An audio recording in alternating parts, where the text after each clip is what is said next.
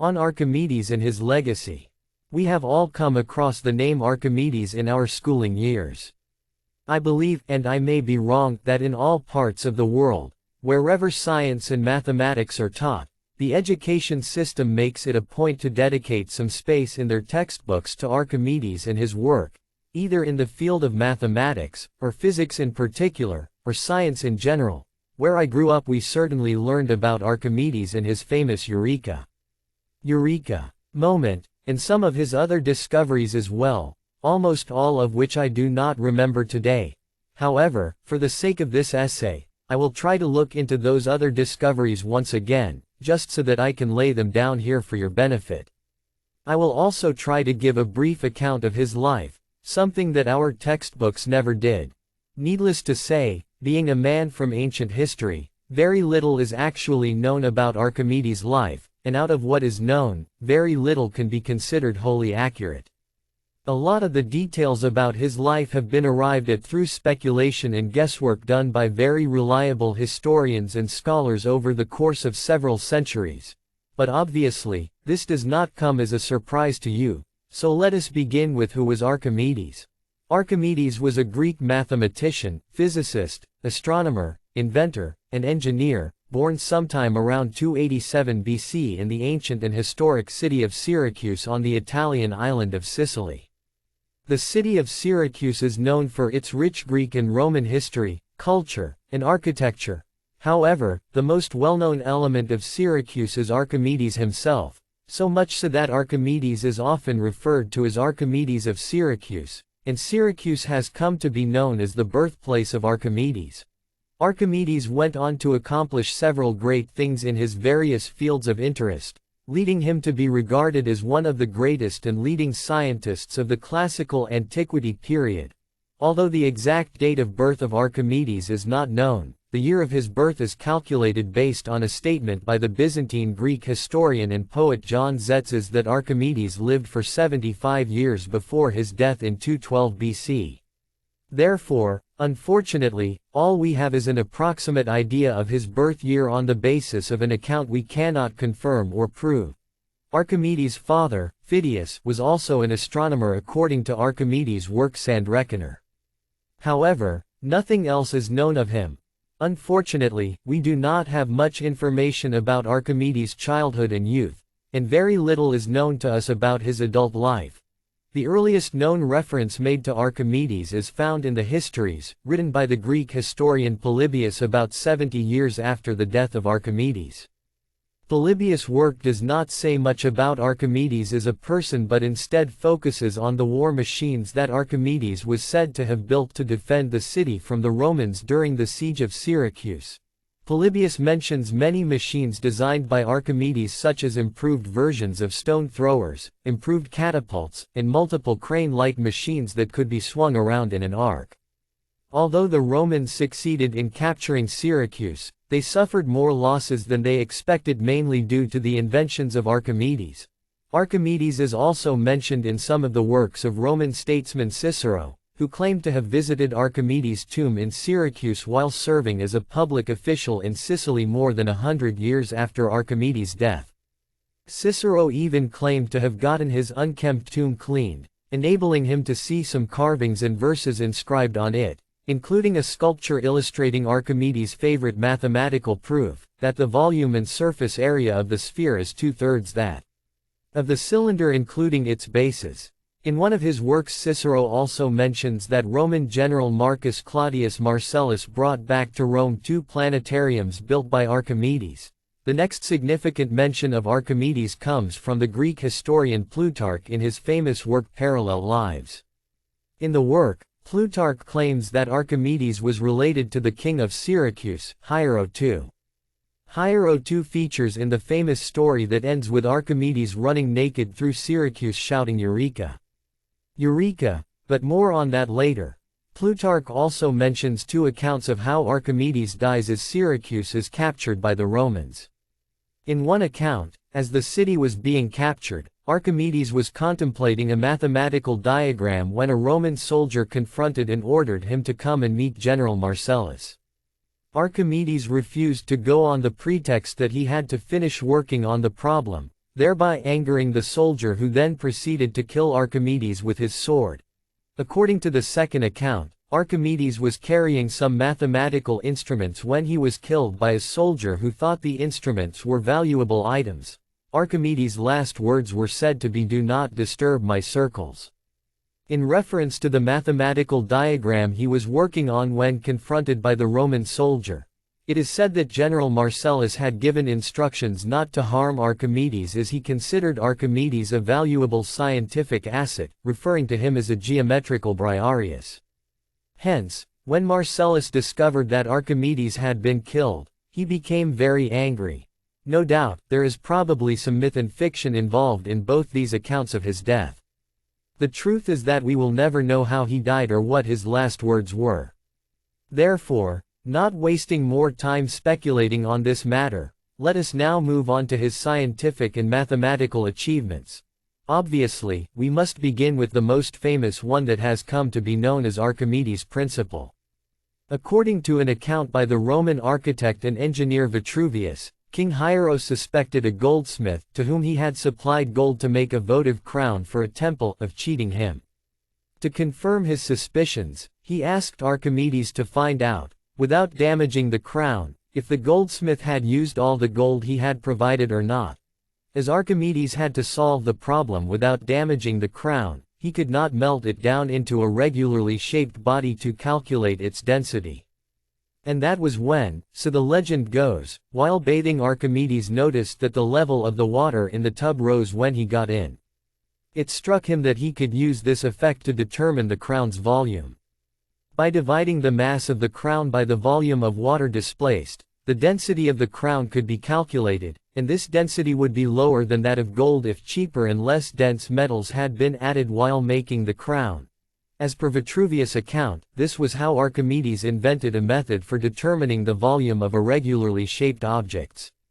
And after conducting this experiment with the crown, he discovered that silver had indeed been added while making the crown. He was so ecstatic with his discovery that he rose from the tub and, forgetting to dress up, ran through the streets of Syracuse naked, shouting "Eureka! Eureka!" Now, although this whole account sounds very fascinating and even amusing, the practicality of the method used by Archimedes in this story has been questioned due to the extreme accuracy that would be required while measuring the displacement of water.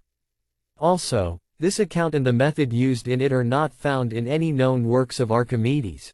A more plausible method used by him would be the method he describes in his treatise on floating bodies. As per this principle, a body immersed in fluid experiences a buoyant force equal to the weight of the fluid it displaces. By using this principle, Archimedes would have been able to compare the density of the crown to that of pure gold by balancing the crown on a scale with a pure gold reference sample of the same weight, and then immersing the apparatus in water. The difference in density between the two samples would cause the scale to tip accordingly. It is this principle that would come to be known as Archimedes' principle. Galileo himself would go on to invent a hydrostatic balance in 1586 for weighing metals in air and water after being inspired by Archimedes' work. Galileo thought it more probable that Archimedes used this particular method rather than the one described in Vitruvius' story, as this method was not only accurate but was also based on demonstrations found by Archimedes himself. It is said that a lot of inventions of Archimedes were for the sake of Syracuse, either to enhance its protection or improve it in some way or the other. For instance, it is said that Archimedes may have used mirrors collectively as a parabolic reflector in order to burn ships attacking Syracuse. This method would come to be known as the Archimedes heat ray, wherein the device was used to focus sunlight onto approaching ships, resulting in them catching fire. This device was said to be used during the siege of Syracuse. The basic principle of this device has been used in the modern era to design similar devices such as solar furnaces and heliostats. However, modern researchers, who have attempted to recreate the effect using just the means that would have been available to Archimedes, have only met with unsatisfactory and negative results, thereby casting some doubts on the credibility of Archimedes' invention. They found that at most this device would serve to blind or distract the crew of the enemy ships, but not burn it. Another device he was said to have designed to defend Syracuse was Archimedes' claw, also known as the ship shaker, which was used to defend the sea-facing part of the city's wall from any attack from enemy ships. This device consisted of a crane-like arm from which a large metal grappling hook was suspended. And when the claw was dropped onto an attacking ship, the arm would swing upwards and lift the ship out of the water and possibly sink it. Interestingly, this device has been proven by modern researchers to work. Archimedes is also credited to have designed block and tackle pulley systems that allowed sailors to use the principle of leverage to lift objects that would have been too heavy to lift. This is not to say that he invented the lever, but that he designed an improved version of the lever and gave mathematical proof of the principle in his treatise on the equilibrium of planes. Greek mathematician Pappus of Alexandria claimed that Archimedes' work and knowledge of levers led him to remark, "Give me a place to stand on and I will move the earth." Archimedes was also credited to have invented the odometer, also known as the odograph, during the First Punic War fought between Carthage and Rome. The instrument was used to measure distances traveled by a vehicle. The one designed by Archimedes was described as a cart with a gear mechanism that dropped a ball into a container after every mile traveled. He also designed what is now known as the Archimedes screw, which is one of the earliest hydraulic machines. After being asked by King Hiero II to design the giant ship, Syracusa, which is said to have been the largest ship built in classical antiquity. Serving as a multi-purpose ship, it could be used for carrying supplies, luxury travel, and as a naval warship as well, and since such a large ship would leak a considerable amount of water through the hull, Archimedes designed the screw to remove the bilge water. It was basically a device with a revolving screw-shaped blade inside a cylinder that was turned by hand.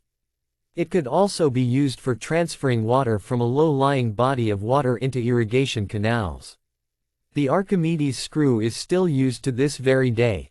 Archimedes has also gained a considerable reputation as an astronomer after having discussed the astronomical measurement of the Sun, Earth, and Moon, as well as ancient Greek astronomer Aristarchus' heliocentric model of the universe, which was the first known model that placed the Sun at the center of the known universe with the Earth revolving around it once a year and rotating about its axis once a day. In his treatise Sand Reckoner, he made these observations without the use of a table of chords or trigonometry, instead using a straight rod with pegs or grooves.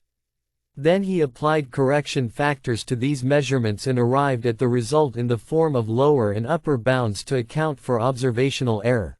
These observations lead us to believe that Archimedes was the first known Greek to have recorded multiple solstice dates and times in successive years.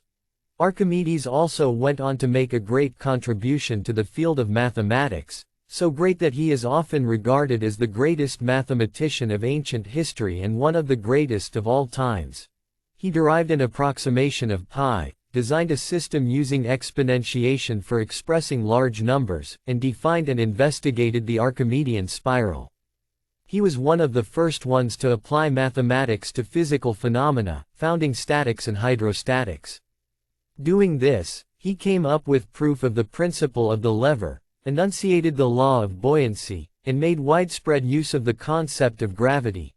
More importantly, Archimedes is credited to have anticipated modern analysis and calculus by applying the concept of the infinitely small and the method of exhaustion to derive and prove a range of geometrical theorems such as the area of a parabola, the area of an ellipse, the area of a parabola, the area of a spiral, the volume of a segment of a paraboloid of revolution, the surface area and volume of a sphere, and the volume of a segment of a hyperboloid of revolution. Unfortunately, during his lifetime Archimedes did not receive as much recognition for his mathematical achievements as he did for his inventions for the protection of his city. In fact, his mathematical writings and treatises were barely known in antiquity. It was only much later after his death that his mathematical writings began to be read and quoted in Alexandria, Egypt.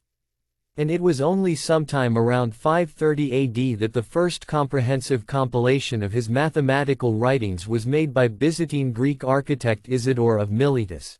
In the 6th century, Palestinian Greek mathematician Eutychius of Ascalon wrote the first commentaries on many of Archimedes' treatises, making them available to a wider readership. Archimedes' influence on subsequent generations has been massive and unparalleled.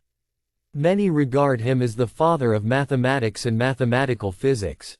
Mathematical and scientific scholars almost unanimously consider him the greatest mathematician from antiquity, and one of the greatest and most influential ones of all time. His works in all the fields he dabbled in went on to inspire and influence great scientists and mathematicians of subsequent generations such as Da Vinci, Galileo, Leibniz, Huygens, Newton, Gauss, Tesla, and several others. His works also greatly influenced scientists during the Renaissance and again in the 17th century. Through his work and influence, his legacy shall continue to live on for centuries to come.